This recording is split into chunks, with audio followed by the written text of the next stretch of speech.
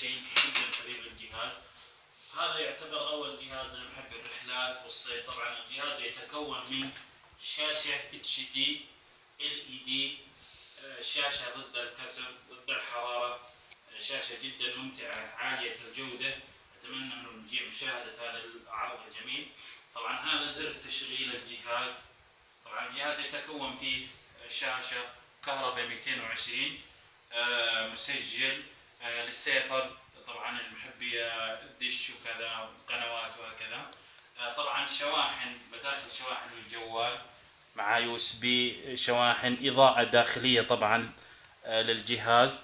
هذا يعتبر جهاز جدا ممتع. سماعات عالية القوة. هذا مدخل الفلاش ميموري، مدخل لسيفر.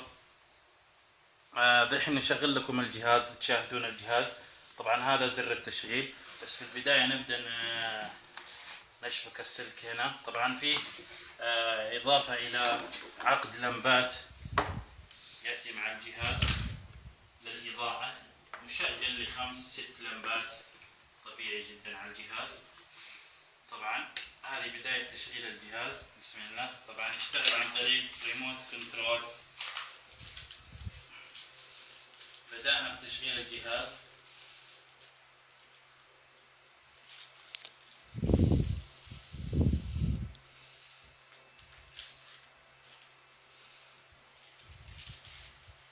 طبعا الجهاز خفيف الوزن جدا. طبعا هذه خلايا الشمسية، يشحن عن طريق الخلايا الشمسية عالية الجودة. طبعا في خلايا أنواع، في هذا النوع، في نوع أكبر من كذا، لكن هذا يعني يعتبر نوع جميل وخفيف.